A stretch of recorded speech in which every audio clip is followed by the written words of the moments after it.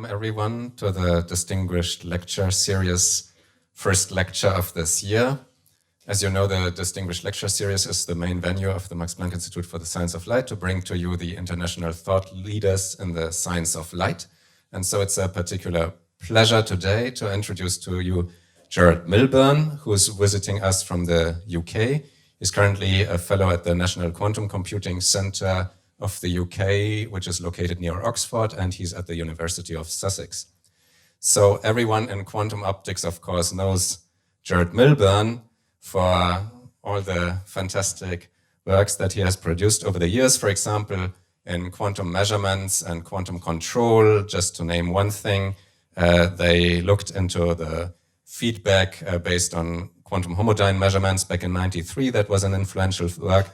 Equally well-known, his work on open quantum systems, for example, just again to mention one example, their 1985 work on looking at the decoherence of a Schrödinger cat state. And then, of course, there's plenty of such works since then in the literature. And, of course, his work with Nil and Laflamme in 2001 on quantum computation with linear optics. So he's the M in KLM. And then there is plenty more of these works. So a little bit about his CV. Gerard did his PhD back in 1982 in New Zealand, although he's from Australia, with Dan Walls at the University of Waikato on squeeze states and quantum non-demolition measurements. Then he moved to the UK as a postdoc to Imperial, working eventually with Peter Knight. He returned to Australia, took up a position at the Australian National University back in 1985, then in '88, moved as a reader to the University of Queensland. There he rose through the ranks, eventually to professor and head of department. He was for quite an extended time the deputy director of the Australian Centre for Excellence for Quantum Computing Technologies, and he really shaped the Australian landscape in quantum technologies. And he has won many awards, for example, the Moyal Medal in Mathematical Physics or the Boas Medal, and he's a fellow of the Australian Academy of Sciences, the APS, and the Royal Society. And only very recently, namely, I think half a year ago or so, he moved from Australia to the UK, and there he's again shaping the quantum technology environment. So we are really happy to have you here and talk about an even more recent topic, namely quantum learning machines. So give a warm round of applause to Gerard.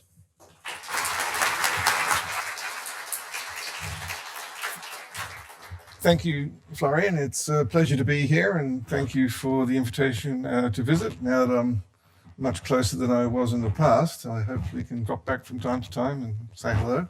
I've already had a very enjoyable day talking to people this morning and over lunch about beautiful experiments, and I have another good day tomorrow to look forward to hear about some more things. So today, I'm going to say a little bit about quantum learning machines, which is a new subject for me and perhaps for most people, I suppose. I'll need to make a little bit clear what I mean by a learning machine, but I'll come to that. The idea is I'm interested in embedded learning machines, things that you engineer, don't program, you build them, and then you send them out into the world, and they poke it, and they prod it, and they learn something about their environment. So like any machine, these are open distributive systems driven far from thermodynamic equilibrium. And obviously they need access to a low entropy source of energy. And the world is full of learning machines. There's an example. Perhaps not the most advanced piece of technology from OpenAI, but for sure, it is a learning machine. As opposed to machine learning algorithms, of course, which are very much in the news these days, it's a bit hard to talk about the physics of an algorithm as such, or the thermodynamics of an algorithm, such as deep neural networks. In some ways, these are programs that kind of program themselves by finding weights to learn unknown functions. Sounds a bit paradoxical to build a machine to compute an unknown function, but if you have enough examples of it, you can configure the software to implement it. And they typically run on conventional silicon devices, and that's the problem, largely speaking, for the following issue, which is to do with energy consumption. I'm sure I hardly need to say this anymore. Everybody knows how incredibly expensive running these learning algorithms, deep learning neural networks, large language models actually is. You can come up with all sorts of crazy results, which doesn't seem to be so crazy to the people actually spending the money. They're happy to spend it. I guess they hope in the future that they'll make lots of money. But you could go on and on like this. This was the one that I thought was quite interesting, was a 75% increase in NVIDIA GPU power consumption happen within 2 years across one generation of GPUs. So clearly this can't go on for too many more doubling periods unless we build, nuclear power stations at every data center and then multiply them around the planet.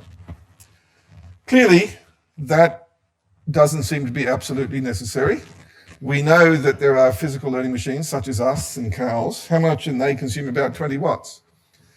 So clearly it's not necessary to spend petawatts of power to build learning machines, modulo the fact that evolution has probably wasted quite a lot of power in getting to us. But anyway, the real key physical question is, what is the minimum power consumption of a learning machine? Given that it must learn, which we need to think a little bit about what fundamentally that is in terms of a machine, what are the minimum power consumption required? Something like a Landauer principle for erasure costs, which we know to be an extremely useful principle in understanding the thermodynamics of computation. We like something similar for machines that learn. Let me explain just very intuitively why learning machines have to be dissipative and consume energy. It's largely because they reduce entropy. So imagine we have this machine that some farm technology has built. It's full of gates and ramps and pulleys and all sorts of things. And basically it separates the sheep from the goats. So you push, quadrupeds in at one end, and sometimes they come out in the sheep channel and sometimes they come out in the goat channel. And initially it's completely random. So it's a coin toss or goat toss or sheep toss going in and likewise coming out. But every time a goat comes out in the sheep channel or vice versa, you go back and change a lever or you shift a ramp or close a gate, and you keep fiddling in this way until it's very likely that all the sheep come out in the sheep channel and all the goats come out in the goat channel, modulo the occasional error. And clearly, it's a sort of Maxwell demon if you think about it. It's like thermalized sheep and goats are going off to two sub-ensembles. So the entropy is clearly being reduced. Where is the price being paid for that? Well, it's all the work you did, switching gates and moving ramps and pulleys and all the rest of it. So it's necessarily true that a learning machine must dissipate heat because it must reduce entropy. The alternative is just to memorize every single possible event you come across in the world, and whenever you're faced with a new one, just go through a massive lookup table and try and find the one closest to what you see and assume that that's what happens next. But that's incredibly expensive thermodynamically. First of all, the search cost, and secondly, the memory cost. So if you can learn it, you just erase all that and pay the Landauer erasure cost. So in fact, this can be seen, this limit I'm showing here is in fact a gloss on the Landauer erasure cost. So learning machines must consume energy. So that's just making the point. Where is the heat dissipated and what is the minimum heat dissipated? That's the key question. So it goes back to, let's just take the example of deep learning networks, which are based on a particular algorithm called the perceptron algorithm, which goes back a long time into the previous century. It's based on a function approximation scheme using something called an activation function. And the idea is, using concatenations of this function, you can approximate any function of however many variables you like to an arbitrary level of approximation. And it works like this in the simplest picture of a single perceptron. You have a bunch of inputs, x1, x2, x3, x4, could be real numbers, could be binary. They're your input data. You multiply them by a number, w1, so it's just some big matrix multiplication. Then you add them all up, and you take that linear combination of the data and what are called the weights, and put it into this nonlinear activation function, and you get one number out. And because of the way that activation function is 1 over an exponential, and you've got all those sums over x1, x2, and x3, x4, that will be expanded out to many, many orders, different orders in x1 and x2 and x3, and become highly nonlinear. Now, one's not enough. You obviously need a network of those things. But the key point I want to stress in going to a physical learning machine is we're going to replace the activation function, which is a function that you write an algorithm for to implement on a digital computer, with an actual switch. So this is a device which is either on or it's off, and whether it's on or off is to a large extent determined by a probabilistic process. We now do exactly the same thing. We have our data going in with some label, which is meant to be, let's just take the example of binary functions, where we're just trying to know, is it a sheep or is it a goat? So y is 0 or 1 or plus or minus 1. We put in all these signals, let's suppose they're voltage signals or, I don't know, some sort of sufficient electronic signal of a sheep and a goat, whatever that means. We amplify them and de-amplify them with the weights. We add them all together. Then we put them into a switch, which either switches on or switches off. And we compare the output to what the correct label is, 1 or 0 or plus or minus 1. And if it's wrong, we send an error signal back to all the weights and try again. And we keep going till eventually the probability of it being wrong is as small as possible. So clearly this activation switch here is a nonlinear device. It's highly dissipative and lots of power is dissipated in that machine, as I'll show you in a minute. So that's where the heat is necessarily generated if you were to build a physical learning machine modeled after perceptron algorithms. So the classical physical perceptron in this sense is a dissipative switch subject to thermal noise typically. But of course we're interested in quantum switching where the noise is not thermal but entirely quantum. What do I mean by quantum noise? Well, it could be quantum tunneling, could be spontaneous emission, could be some sort of noise generated by entanglement with some other subsystem involved. Whatever it is, it's a statistical switch, and the statistics is determined by some underlying quantum process rather than just thermal activation over barrier. So in the first part of the talk, that's what I mean by a quantum learning machine, one that operates extremely low temperature, and then one for which the probabilities are determined by quantum noise, not thermal noise. So you can set up a simple double well model to show how this works. Here I have a double well which is being biased one way or the other, and in individual runs it switches or doesn't switch depending on the level of noise. Obviously you can just switch it completely from one side to the other, but you'll never be able to learn with such a thing. You've got to be able to adjust it just right. But the level of noise determines how often it switches and how long it takes to switch as you change the bias conditions. So you think of the bias conditions as the weights and the noise as the key enabling resource that's used to learn. Obviously, if you never make a mistake, you never learn anything. All the sheep come out the sheep channel, all the goats come out in the goat channel. You never learn anything because you never need to. If you only make mistakes, you don't learn anything either. That's less satisfactory. But if you can make the occasional mistake, you can use that to correct the machine in order to improve the learning probability of success.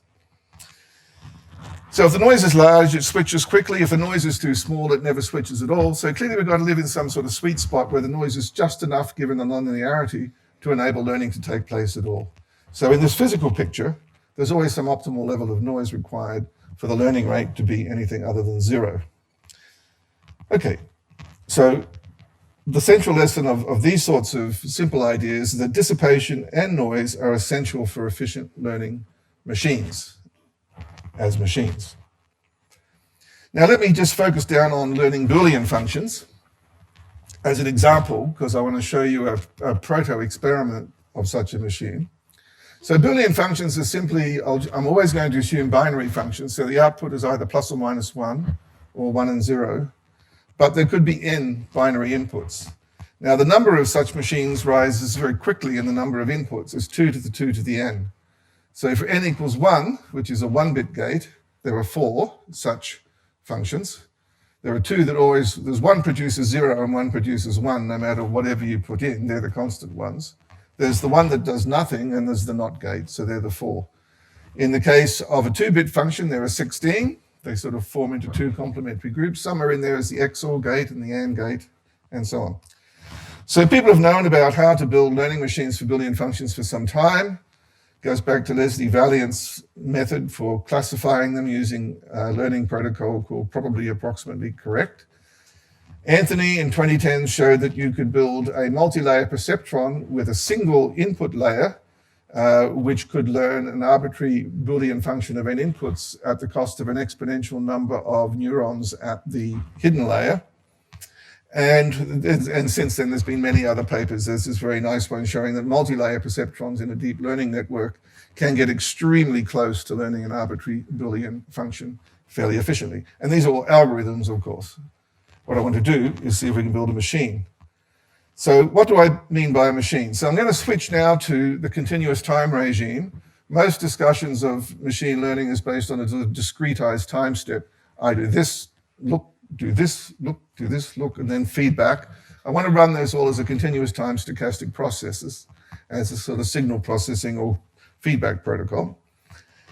I'm going to treat it as a kind of oracle learning machine where the world is out there and I ask it questions and it answers back, by which I mean that I act on the world with actuators, push it around with some voltages or optical signals, and something comes back, which I detect on sensors. And the signal coming back is a function of what went out, but I don't know what it is. My objective is to learn it. And after all, that's what physics is trying to do, learn the world by, basically kicking the tires and see what happens. So there's the world. I send out a continuous time sequence here. I've just, for sake of convenience, coded it as a time bin Boolean code, 1001. I won't go into the details of the code, but it's simply a pulse code modulation for a binary signal. Some signal comes back, depending on which particular 1 or 0 it got in any time bin, and I sense it. Now, the way the learning agent works is simultaneously that it sends a signal to the world, it sends a signal, exactly the same signal, to the learning module. And in fact, this is exactly what happens in mammalian brains. And whenever and once that goes into the physical learning machine, physical neural net, it tries to predict what the correct sensation should be. So initially it just makes a mess of it, and I put a little tilde on here, so this could just be noise to begin with. And it compares it with the actual signal that's coming back from the world, and it computes an error function, which is essentially very much like you form a difference in the current IS of t and IS of t and square it, so it's basically power. So you're essentially looking at the power dissipated on some comparator, and your objective is to minimize that by continuously feeding back onto the settings of the machine, just like in the sheep and the goats and the gates and pulleys and all the rest of it, until eventually the machine manages to predict pretty well what the world is telling it on the basis of how it pushed the world. So in that sense, it's trying to learn an unknown function in this oracle called the world. Okay, it can get pretty complicated pretty quick, so I'm just going to do it with a simple NOT gate, just to show you what's involved here, because I want to get to a key point. Here's my error signal, which is a time average over a particular sample time t of the square of the difference between the actual signal and the predicted signal. So anything with a tilde over it is the machine predicted signal, and IS of t is the signal coming back from the world. So if these eventually transduce down to two currents, I form their difference, square it to look at the power on some mixer, and I average that over some time t, and that's my error. And I've made it depend upon a parameter w called the weight, which is controlling the prediction of the actual signal.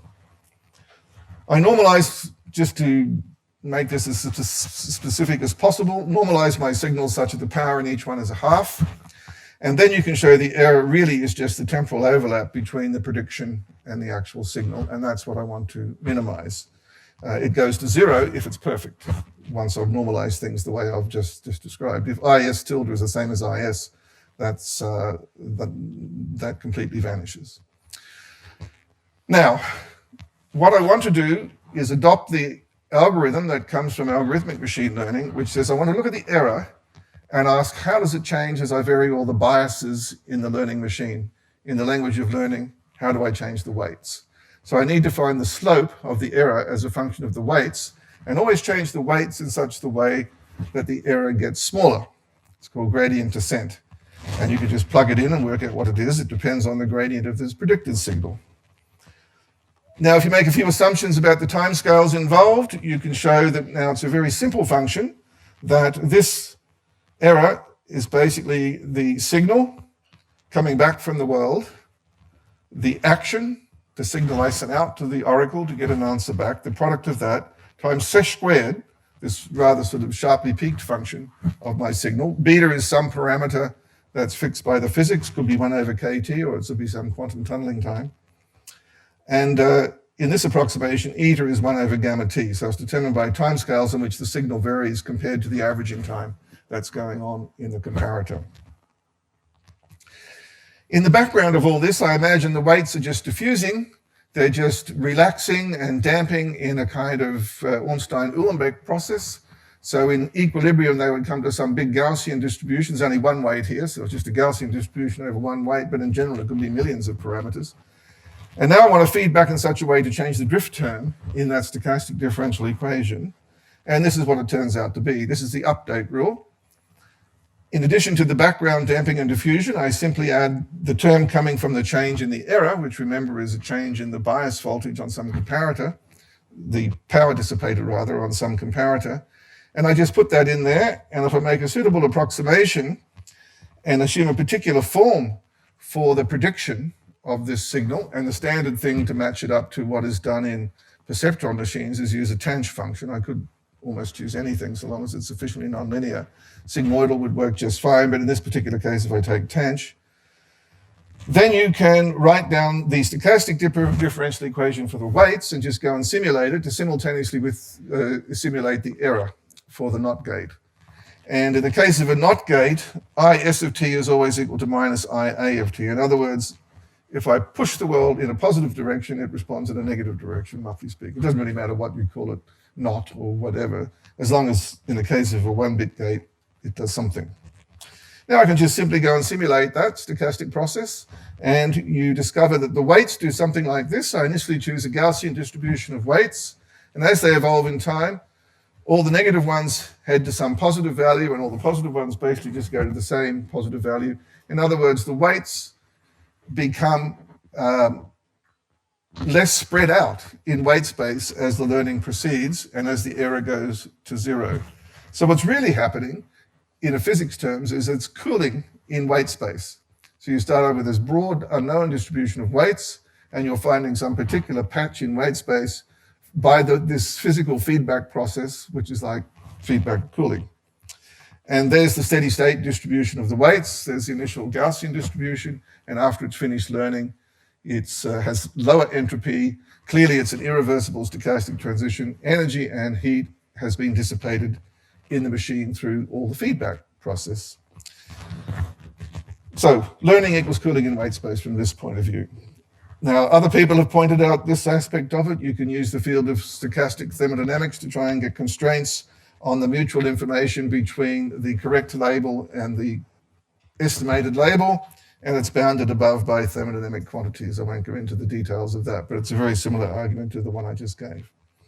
You can also work out what the average energy consumption per integration step is, and in a classical machine, it's roughly kT times the change in error, and in a quantum case, it's h bar gamma, where that's some sort of tunneling rate times the change in the error. So the hope is that you can engineer a quantum machine such that the energy cost per step is less than the classical. That's the hope. Now, I don't know whether that's going to be possible in principle, but that's the engineering directive that we need to follow to try and build more efficient learning machines. Here's one that Natalia Ares is pursuing at the University of Oxford based on single electron tunneling. So this is looking down from above on a two-dimensional electron gas. Electrons can tunnel on and off this single quantum dot here by applying voltages to these surface gates, which enable one electron to tunnel in or one electron to tunnel out. And the red gate is used as a plunger gate to raise and lower the potential energy of an electron on the dot. If an electron is on the dot, it is coulombically coupled to this other conduction channel here through the charge sensor, so that it can turn on and off tunneling through this device, depending on whether the occupation of the dot is 1 or 0. They actually run it in a regime where basically the dot more or less stays in some steady state determined by the tunneling amplitudes. But by controlling the voltages on the blue gates and the red gate, I can control the quantum tunneling rates on and off the dot. And it's those rates that I can feed back onto in order to learn some sort of, well, this is just a 1-bit gate, but in the case of many quantum dots, I'd feed back in some fairly complicated way onto all the voltage bias conditions in order to learn some multi-bit function. So here's some of their experiments. So they call one of these things the teacher gate, and the other one they call the student gate. And initially, they're completely uncorrelated. The student at the top doesn't follow the teacher, but then there comes a point where the student does follow the teacher as a result of the feedback. This is a sort of a closer shot over here, but you can see them doing pretty much the same thing. The averaged error over a time period suddenly drops around that learning period, as you would expect, and the weights steadily diffusing become more or less fixed at a particular value once the learning takes place. They even managed to do many, many trials there where they could look at the weights changing in the experiment. By weights, I mean voltages on these voltage gates, and you see it looks pretty much like the simple theoretical idea I gave before. That is, all the negative weights just saturate at some positive value. In the case of a NOT gate, any weight that's positive, it just automatically implements the function. There's nothing to learn. And corresponding to those, these are the error traces, showing that the error drops to some low value as it learns. Okay, so I won't say anything more about that. I think there's a great deal of scope to investigate multi-layer perceptron devices of this kind. I've just spoken briefly there at the end about a single electronic version. There are many optical versions of this one could come up with. A single photon memory, for example, would function something like this. The probability of loading a photon into the memory is given by some time integral overlap of a control pulse and the single photon pulse. Multi-photon pulses gives you more nonlinearity. So there are many different ways one could go to implement that.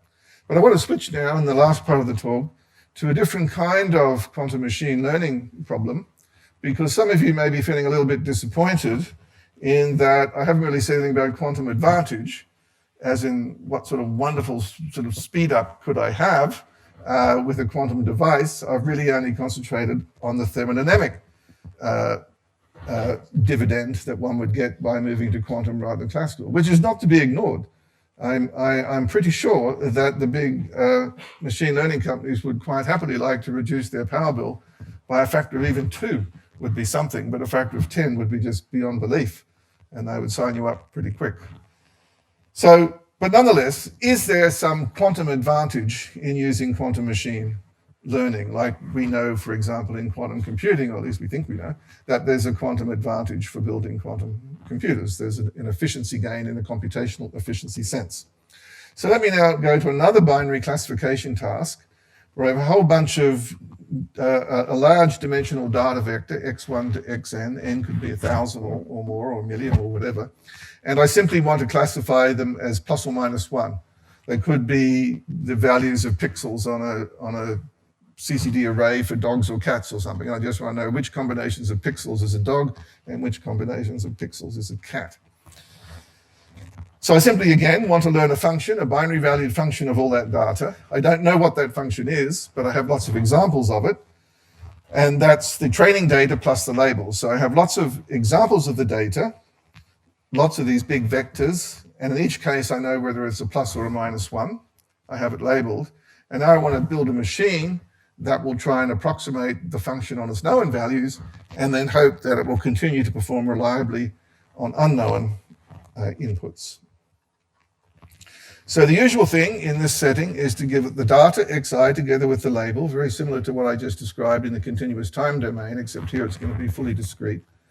And I want to find some approximation to this function that tells me for any given data point what the label should be, plus or minus 1.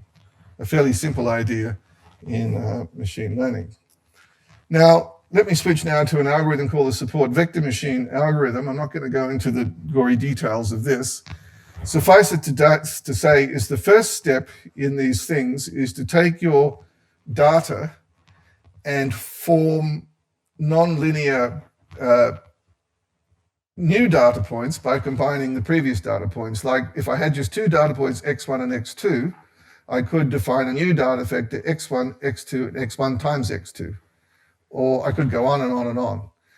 So I take my basic data, but I map it onto, in a nonlinear way, onto a larger vector space. And this is called the feature space. You might wonder what on earth is that going to give?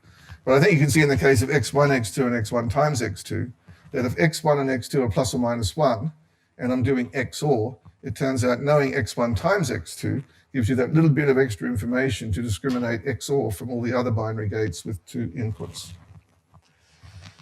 So basically we want to find a separating plane in this high dimensional space so that all the plus 1 data elements lie on one side and all the minus 1 data elements lie on the other side. Now, the idea is now to do this using a fully quantum machine and in the so-called support vector scenario. And the idea here is that I'm going to describe an algorithm to you which, if we can sample a particular probability distribution over the data, enables me to very quickly learn the function using an optimization algorithm, and that's the support vector machine.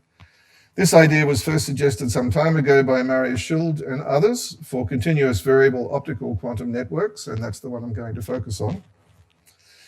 And the basic idea is this: in the quantum setting, we take our data and write it into some unitary transformation, and then map some signal fiducial state to a different state depending on what the data element is according to that unitary. This is called a quantum embedding or a quantum mapping. Now, it turns out the kernel can just be defined as the overlap. Oops, one of those should have been an X. My apologies for that. Just the quantum overlap between these two states. And in the machine learning literature, you would have to agonize a lot over whether that's a legitimate kernel in the sense that it's a legitimate probability distribution and can generate positive definite matrices. It's guaranteed to be the case in the quantum version of this because that's an inner product in Hilbert space. It is a probability. If I put the right X there instead of Y, it's just the probability that phi X is in state phi Y. So it's a relatively straightforward interpretation as a probability. Now, what is the algorithm? Well, the idea is I sample that kernel on all the known data points, and I calculate it. It's this big matrix, K, X, I, Y, J, over lots and lots and lots and lots of examples. Then I take that matrix and I stick it into this object, where the alphas are arbitrary real numbers, and for each xi, there's the corresponding label. Each yj, there's a corresponding label. And then I subtract this thing off at the end here to sort of balance things out so that they're the same side of the separating plane, so that the same distance either side of the separating plane. And then the objective is to minimize this quadratic function of the alphas to try and find alphas which make that as small as possible subject to this constraint. Then I return a particular set of alphas, alpha star. So I just take my K, however I got it, stick it into this minimization rules. It returns all these alphas. I initially choose them all completely random, just like the Gaussian distribution of weights in the previous example. And once I have it, then I can take a new data element, find what its kernel is with a known data element and the corresponding weight, and this will tell me how to classify the new data element through this thing called a decision function. So if I can generate that kernel efficiently, the rest of this can be done pretty efficiently on a conventional computer. So these are kind of hybrid algorithms where the objective is to find an efficient way to generate a kernel. Now, it turns out life is pretty complicated in the quantum kernel business. So the first thing you might ask is, in a quantum optics setting, kernels are probabilities. We know we can get some pretty funky probability distributions in quantum optics from cat states and goodness knows what else. So surely there's got to be some advantage for computing kernels in the quantum case. Well, it turns out to be the question of how efficiently you could sample such a thing in the quantum optics case. And there's a very nice paper last year focused in on how efficient it is to sample such a probability distribution on your data sets in terms of the Wigner function representation for the states. So it all boils down to how quantum are your Wigner functions. And we already know the answer to that is about how negative the quantum, where in the phase space of the Wigner function lives in a kind of effective phase space. Are there large regions of negativity, and are they sort of distributed willy-nilly all over the place? Or is it completely positive everywhere? If it's positive, it can be efficiently simulated using almost any Monte Carlo algorithm you choose to pick. If there are a large amount of negativity, things could go terribly wrong. But what they managed to show, that is, if the negativity in the phase space quasi-probability distributions scales at most polynomially with the size of, in their case, they were using a quantum circuit. So it means that there are some bits of negativity, but they're not sort of scattered everywhere in some horribly complicated way. Then the kernel function can be estimated efficiently. Well, this is just the definition of the Wigner function. I probably here expect many people know what it is. It's basically the Fourier transform of a symmetrically ordered characteristic function, so-called S ordering equals 0, and it can be very, very negative for quantum states. The cat state is the typical example, where you have a superposition of a coherent state and a coherent state 180 degrees out of phase, and the Wigner function in this case for alpha equals 2 shows these large oscillations in positive to negative. But that's not an outrageous kind of negativity. It doesn't seem to cover most of the phase space. and most of the phase space behaves pretty sensibly. It all just goes flat to zero eventually. And sure enough, you can simulate those pretty easily. They also went on to point out that there are many different circuits where you would think that quantum mechanics would offer an advantage, but for which the kernel can be simulated efficiently, including all the linear optical ones, even linear optical ones with certain conditional measurements. So it doesn't sound good. Nonetheless, I thought I'd just plow ahead anyway and see what came out, and I'll come back to at the end why you might have not wanted to give up quite so easily. And so I'm going to come up with a bosonic kernel based on the Kerr interaction. I'm just going to do it for a data point on the unit square. So x1 and x2 lie each just two real numbers between 0 and 1, each between 0 and 1. And I put them into a unitary operator f, which I'm going to eventually come to call a Floquet operator in a minute. But for here, it's just implements a single-step Kerr interaction where there is two self-Kerrs and a cross-Kerr that depends on the product of x1 and x2. So this is a straightforward generalization of a qubit circuit model learning kernel that IBM came up with back in 2019, but generalized to bosonic degrees of freedom rather than qubits. So there's my encoding of a state. I choose the kernel linearity to be pi, which is pretty big, but not so big that superconducting people couldn't do it. I choose some two initial coherent states, could be quite small, and I code my data by acting on it with this kernel linearity. You quickly see that this generates some pretty complicated entangled cat states. So if x equals 1 and 1/2, I get that cat state. So this is in one sector of the unit square, on the left, I suppose. If I switch it over to the other one, 1/2, 1, I get almost exactly the same cat, but not quite. You'll notice that here I've got minus alpha naught with a plus cat, and here I've got a plus cat with minus alpha naught. They're subtly different, and you might think, well, if I'm really careful, I might be able to learn to distinguish those two in some experiment. If I trace out one mode or the other, I always just get a mixed state, maximally mixed state on plus or minus alpha naught squared. So basically each state is as random as it can be, given that I'm using cat states. So anyway, let's just churn ahead. So now there's my kernel. I can write it down. It's an analytic function, not too challenging. You might say, well, can I sample that efficiently? Well, let's look at what it looks like. Obviously, it's a function of two real numbers. It's actually a function of four real numbers because there's an x and a y and each lives in the unit square. So it lives in a four-dimensional space, so I can only write a cross-section. Here's one cross-section where x1 equals x and y1 equals y2.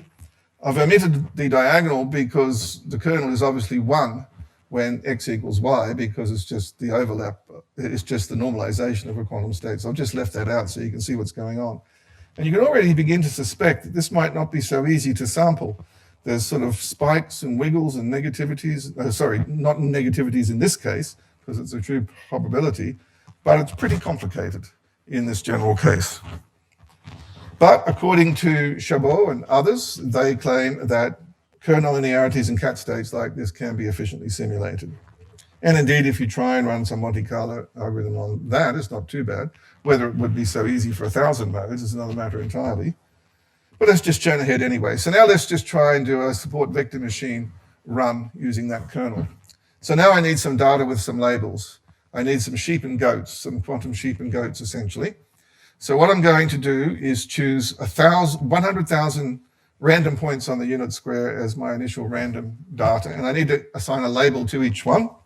So following the IBM paper, what they did was they took each data point and encoded the quantum state using that cross-Kerr nonlinearity. Now what I'm going to do is measuring a randomized parity operator on the two modes. You might have sort of guessed that this would turn up sooner or later because the Wigner function is in fact generated by such transformations of the parity operator. But here I'm just going to use this to label my points. So I'm going to take a parity operator, e to the I per a dagger a plus b dagger b, and apply random unitary displacements to it. So it's measuring parity in some weird and wonderful basis in the phase plane. And I just evaluate the average value of that operator on the encoded state. So it's just an average value, which lies between plus or minus 1 because pi is a unitary transformation of an operator which has eigenvalues plus or minus 1. It's the parity operator, so this thing has to lie between plus or minus 1. And then I just say, well, if any data point has fx greater than 0, I'll call that plus 1. And if any data point has fx less than 0, I'll call that minus 1. So why would you do this? Well, I just did it because some people are very similar to what the IBM people did, but at the very least, it generates these incredibly messy looking labelings. So here's that average value with red positive and blue negative for different values of the random displacement of the parity operator. And it's sort of all over the place. So it doesn't look obviously separable. It's pretty hard to draw a line through all the points to separate blue and red. But the hope is that the quantum kernel method will push this up to a higher dimension and enable you to find a separating plane. So you do the usual thing. You divide the data up into a training set and a testing set.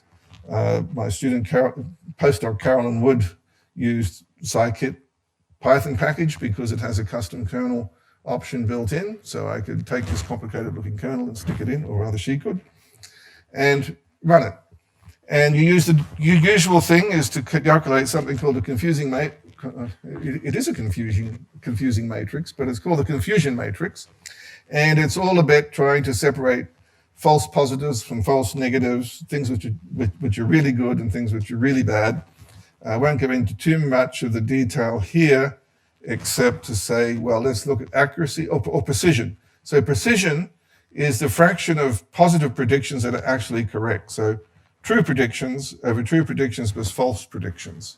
That might be one measure it depends a bit on how serious the classification problem is. If it's a matter of life or death, you might want to check some of these more carefully. But let's just take precision as one of the metrics for the learning measure, for how good the support vector machine works. So what Carolyn did was generate huge data sets at random over and over and over again, run a custom kernel in scikit for fairly large size data sets of 5,000, and say precision, she was getting 0.97, 0.96, 0.98, 0.98 for the custom kernel based on the kernel nonlinearity for that weird and wonderful labeling, for that weird and wonderful binary function that I showed you of the blue and the red, which is not too bad. But so what? Well, what can you do? Well, you could try and compare it to one of the known kernels that people use, which is radial basis function kernels. And if you do that, it's not as good. So it's a bit hard to compare like with like when the kernels are so fundamentally different. But at least it suggests that, at least for this quantum data that was generated essentially by making measurements on a random parity operator, that this machine could learn quite effectively.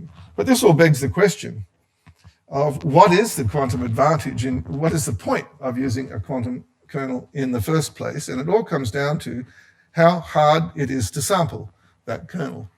If it's really hard to sample, then you better just go and build a machine and just make measurements upon it and populate your kernel matrix by sampling a probability distribution in an actual machine. If it's easy to sample, you just go and run an algorithm on the actual function for the kernel.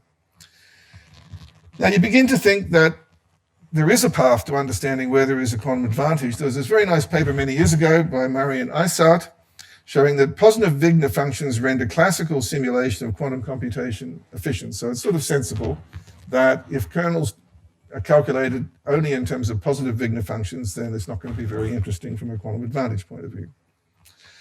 And Chabot et al. Pointed out, they in fact gave two very nice classical algorithms for sampling kernels for which Wigner distribution functions did have large regions of negativity, and they showed many of them are. All the linear optical quantum computing ones are. I won't go into the details of this. It requires coming up with some way to measure how negativity scales with the complexity of the problem.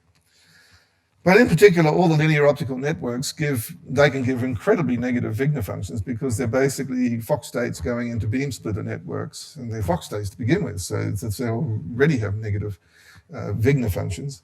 But all of those can be efficiently estimated. So it doesn't look too promising. But then I ask myself, what kind of problem is this that we're looking at? We're basically acting with random displacements to get the Wigner function on these Kerr nonlinear states. So what kind of problem is that? Well, it turns out that is in fact a problem in quantum chaos. If I take a single harmonic oscillator with a Kerr nonlinearity and produce delta function displacements, kicking it with little delta function displacements, then this is a well-known model of quantum chaos. It's also a well-known model of classical chaos. So I can define a flow K operator as the Kerr nonlinearity just for one mode plus some random displacement. And you can quickly write down what the corresponding Heisenberg map is. There's a nonlinear rotation phase shift of AN plus the displacement that gets tacked on the end. And the classical map is defined in the same way. I just replace these annihilation operators with a complex amplitude. And I can very quickly plot them out in the phase plane in the real and imaginary parts of alpha.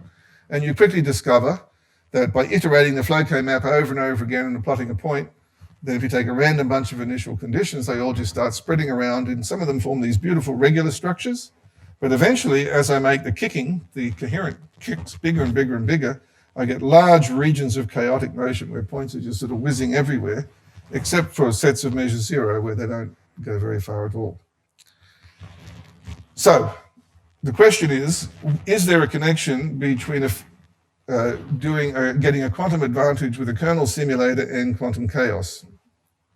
Well, yes, there probably is, but we already know it's pretty hopeless, because we already know from a number of papers, including this one, that there is no efficient quantum circuit for simulating an arbitrarily quantum chaotic problem.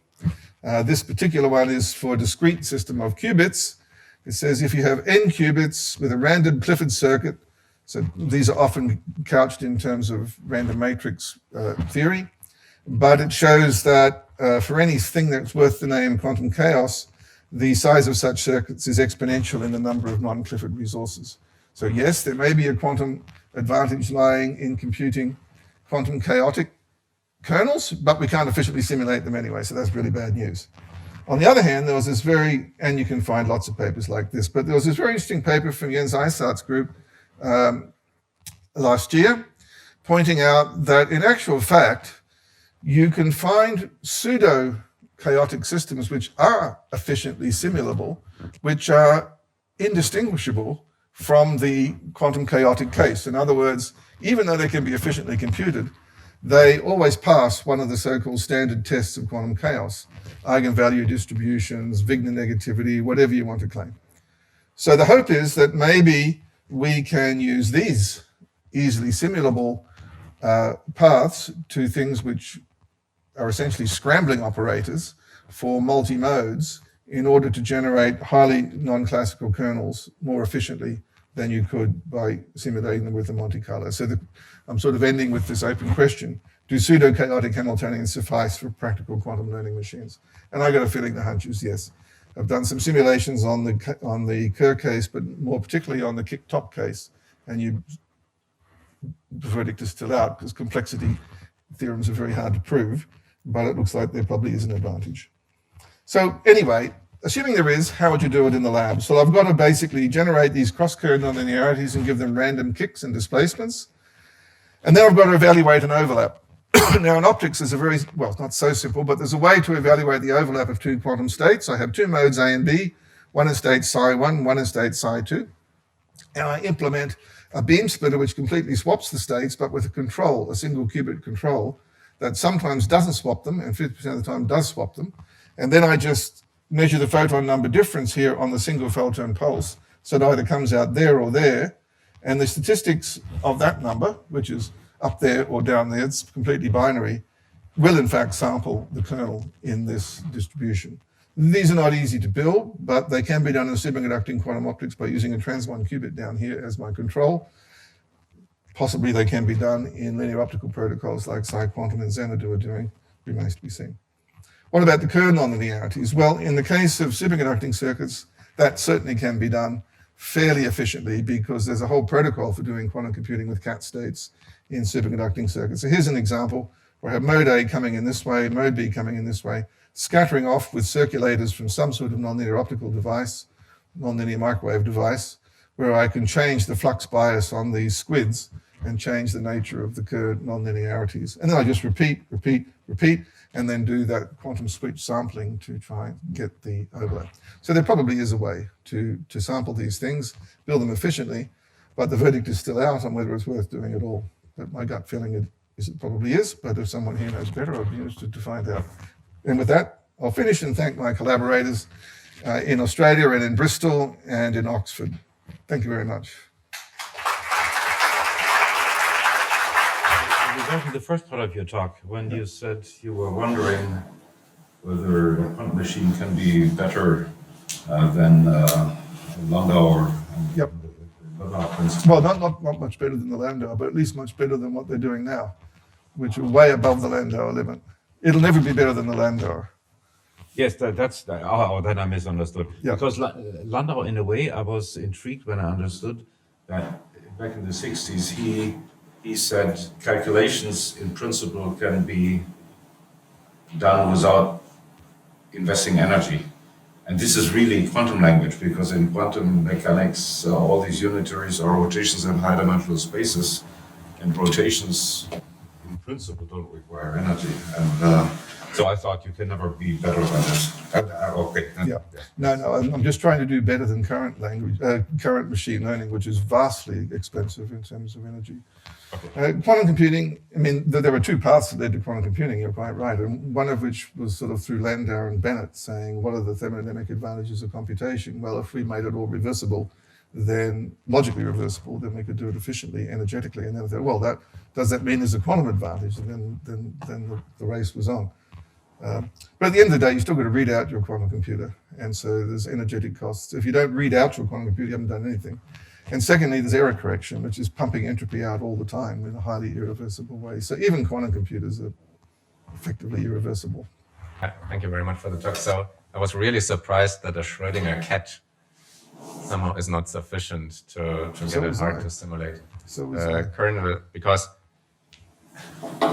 say, given the energy, it seems to be one of the most fragile states around, if I think in terms of decoherence. So somehow there's something else I'm needing. Do you have a physical intuition? How is it connected to decoherence? Or apparently there are states that are easily decohere, but still not There's good an enough. interesting connection to decoherence. So let me address the first problem. So we know Schrödinger cat states are good for coding qubits, but we know that's not enough. You need universal quantum computation, and you need either T-gates or magic states or some sort of magic resource in addition to go beyond Clifford gates, even with cat states. So somewhere in that is the mystery, that cat states per se are not enough to enable a machine advantage, enable a quantum advantage in support vector machine learning.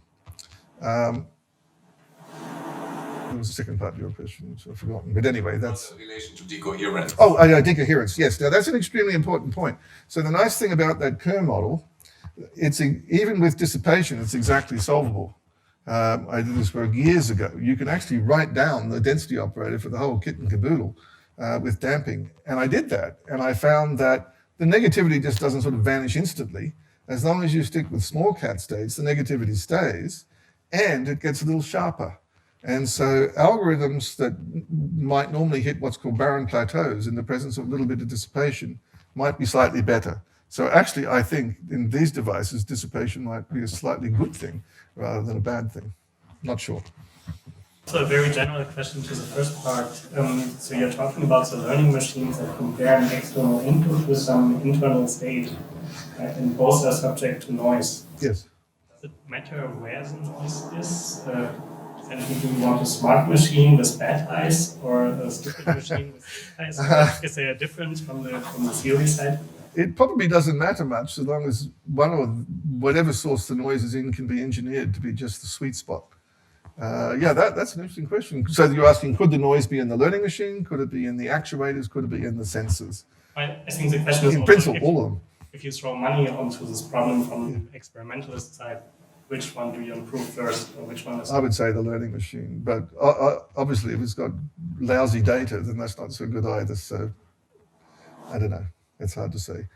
You could imagine building a purely photonic learning machine that just sends single photons out and gets single photons back, perhaps doing some phase contrast imaging of something at a very low level of illumination. Then you want to put all your resources into the machine so that you can avoid contamination from background photons. And that's one case I have looked at. There it behooves you to do the single photon coding, but put all your effort into the machine itself. Maybe a question to the last part about simulating quantum chaos. So, if we were to build such a machine, a device, then usually these devices suffer from imperfections. So I was wondering, if we now sample from these distributions, wouldn't all the fine features be washed out due to these imperfections? So how sensitive are these devices when aiming to simulate quantum chaos to such unwanted imperfections or noise? Okay, that goes to the heart of what Jens Eisart's paper was really all about. In actual fact, there's a classical version of the same question. That is, if you're trying to simulate a dynamical system which is provably chaotic, so the pure mathematicians sit down and work out that it has all the right sort of Lyapunov experiments, that's classic. So you now go and put it on your classical computer. You can't do that to infinite precision anyway. So a question came up in the very earliest days of studying chaos. To what extent is a simulated orbit actually an orbit of the true chaotic system? And there's something called the shadowing lemma that says that the orbit you get is made up of lots of little bits of chaotic orbits, but the orbit you get lies arbitrarily close to an actual orbit of the true chaotic system.